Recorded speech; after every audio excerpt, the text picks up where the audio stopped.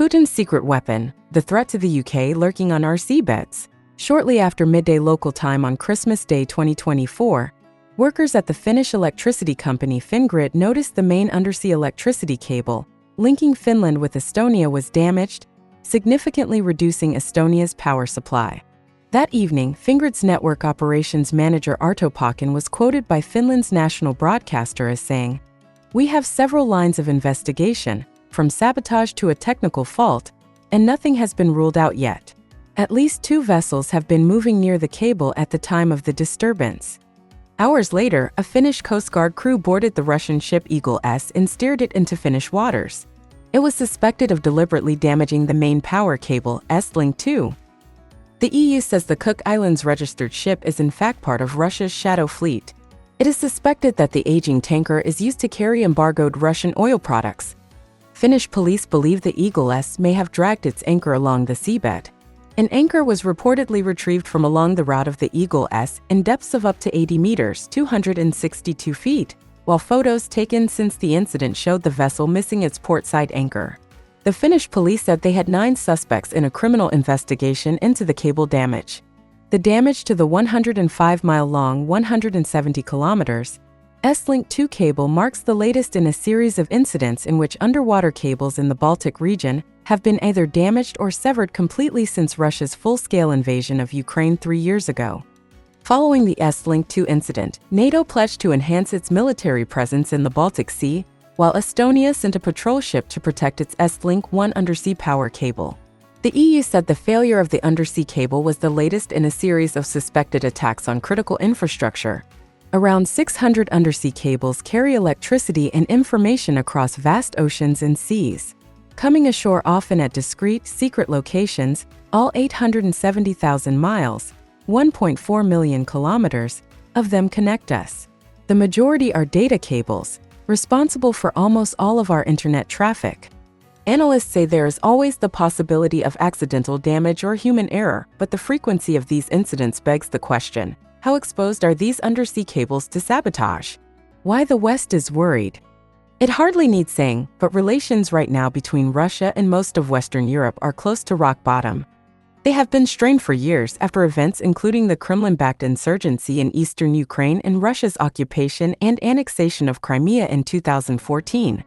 In 2022, the West was united in outrage when 200,000 Russian troops invaded Ukraine, triggering 3 years of war and an estimated million people killed or wounded between both sides. NATO believes Russia is also waging another war, an undeclared one, something called hybrid warfare, and that the target is Western Europe itself, with the aim of punishing or deterring Western nations from continuing their military support for Ukraine. Hybrid warfare, also called gray zone or sub-threshold warfare, is when a hostile state carries out an anonymous, deniable attack, usually in highly suspicious circumstances. It will be enough to harm their opponent, especially their infrastructure assets, but stop short of being an attributable act of war. Deep-diving submarines can sever cables at depths which make repairs extremely difficult, says Dr. Siddharth Kaushal, Senior Research Fellow in Sea Power at the Whitehall-based Royal United Services Institute, RUSI. They can also tap sensitive undersea cables. In a conflict with NATO, says Dr. Kaushal, damage to infrastructure at sea along with the targeting of infrastructure ashore would be a key part of Russia's overall war effort, aimed at gradually eroding popular support in the West. Plausible deniability. Other examples of suspected hybrid warfare attacks are the series of parcel fires targeting courier companies in the UK, Germany, and Poland last year. Polish prosecutors said the incidents were dry runs aimed at sabotaging flights to the US and Canada. Russia denies being behind acts of sabotage, but it is suspected to have been behind other attacks on warehouses and railway networks in EU member states, including in Sweden and in the Czech Republic. These events are leading some Western governments to conclude there is a possibility Russia's military intelligence agency may have embarked on a systematic campaign of anonymous, covert attacks on those countries helping Ukraine. Severing of undersea cable in Finland prompted the threat of EU sanctions targeting Russia's shadow fleet. The threat has been taken seriously enough that NATO and the EU set up the European Center of Excellence for Countering Hybrid Threats in 2017, based in Helsinki. Dr. Camino Kavanagh, visiting senior fellow with the Department of War Studies at King's College London, says states may be drawn to this type of warfare because there's so much possibility of plausible deniability. A lot of the focus now for countries such as the UK is on denying that deniability from an operational perspective. For subsea infrastructure, this requires a strong understanding of what is happening in its own waters in order to be able to identify suspicious activity. That gray zone activity is something that is very, very difficult to respond to, but I think given the past few incidents, states are getting better, says Dr. Kavanagh. What are Russia's undersea capabilities? The Russian military has what RUSI's Dr. Kaushal calls quite a tiered structure. In more shallow waters, he says, it tends to fall to Spetsnaz, Special Forces, the GRU, military intelligence, and the Russian Navy. But the task of deep-sea intelligence gathering and sabotage operations is undertaken primarily by the main Directorate for Deep-Sea Research, GUJI, which answers directly to the Defense Ministry and President Putin himself. The GUJI, says Dr. Kaushal, uses surface ships for surveillance and intelligence gathering, such as mapping the location of offshore wind farms or the points at which cables come ashore. But for deep-sea operations, he says they use motherships in the form of former nuclear ballistic missile and cruise missile submarines like the Belgorod. The Russians, he adds, have a diverse suite of capabilities including titanium-hulled submarines that can operate at depths of thousands of meters and which are equipped with manipulative arms. These three-man crews are usually highly experienced former naval officers who undergo training every bit as rigorous as those of cosmonauts. At depths like those, it is extremely challenging, even for the U.S. Navy, to know exactly what is being placed on the seabed or what these deep-sea submersibles are up to. Ultimately, potential sabotage to cables should be seen as not just an isolated phenomenon, but as part of Russia's much more holistic program of targeting communications infrastructure and critical infrastructure overall. According to Keir Giles, Russia expert at Chatham House and author of Who Will Defend Europe? Russia's focus on subsea cables and telecoms is part of their program of ensuring information superiority, which can also mean information interdiction. This is because if they want to cut off communities in a particular part of the world from information, other than what they are receiving from Russia, that is seen as a very important objective because of how important it was in the seizure of Crimea. Loitering over infrastructure. Certainly the authorities in Finland are not alone in their suspicions regarding Russia and subsea cable infrastructure. In November 2024, Russian surveillance ship, the Yantar, was spotted loitering over UK critical undersea infrastructure, according to the Defense Secretary, John Healey.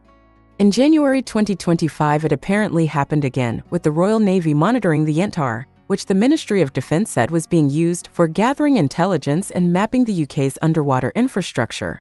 Healey described this incident as another example of growing Russian aggression. Britain has around 60 undersea cables that come ashore at various points along its coastline, with particular concentrations around East Anglia and the southwest. If there were an assault of any scale on the UK's subsea infrastructure, it would probably be accompanied by other challenges to the country's systems, Mr. Giles says. The Russian embassy in London described the UK's claims regarding the Yantar as completely groundless.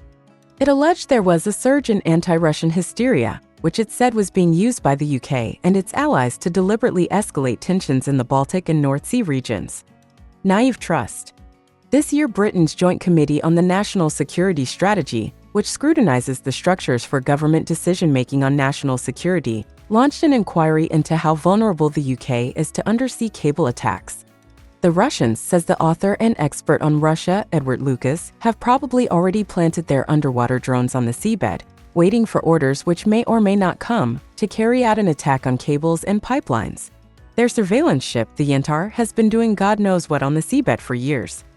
The whole global network of undersea cables and pipelines, adds Lucas, was built on a naive basis of trust. We never thought it would become a target of a hostile state, but now we are reaping the harvest of decades of complacency.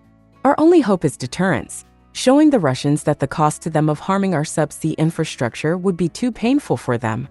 Dr. Kavanagh says the UK has some resilience built into its infrastructure because repairs can actually happen very, very quickly. Also, the design of subsea cables has, at least recently, been based on the idea that they're going to break at some stage, so you need to prepare. Mr. Giles describes the response of Western countries to recognizing the challenge as very belated. But he says cutting individual cables would not have the amount of impact that it would have done when Russia first started looking at doing this. This is because having multiple cables that connect the same countries using varied routes and ensuring that the repair ecosystem is resilient are now part of the design, according to Dr. Kavanaugh.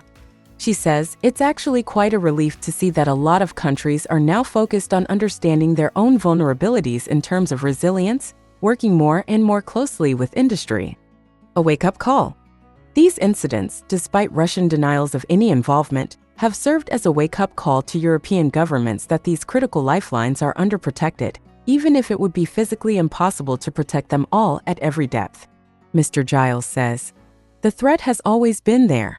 It's just that in the current environment, the threat actors feel more emboldened to actually test and probe and see what will work. The hybrid warfare also serves as a learning function for Russia. They see what the impact is. They also see what the response of the target country is, the capacity for investigating, prosecuting, etc. The Russian embassy in London alleged there was a surge in anti-Russian hysteria. Longer term, the deep-sea capability that Russia possesses gives the option, in the almost unthinkable event of war, to do very serious damage to Europe's economies and the daily lives of its citizens. And that's not just about subsea cables, that is about all of the other ways in which Russia can reach out at an enormous distance to affect people in the homeland, adds Mr. Giles. It is the sabotage attacks through proxies. It is cyber attacks. It is mass ransomware. It is putting the incendiary devices on airliners. And it is eventually the potential for missile strikes to come in from thousands of kilometers away with no war and no warning, because that is how Russia conducts business. How the West handles the threat of sabotage of undersea cables is just one of the many fronts on which it is attempting to deal with Vladimir Putin's Russia.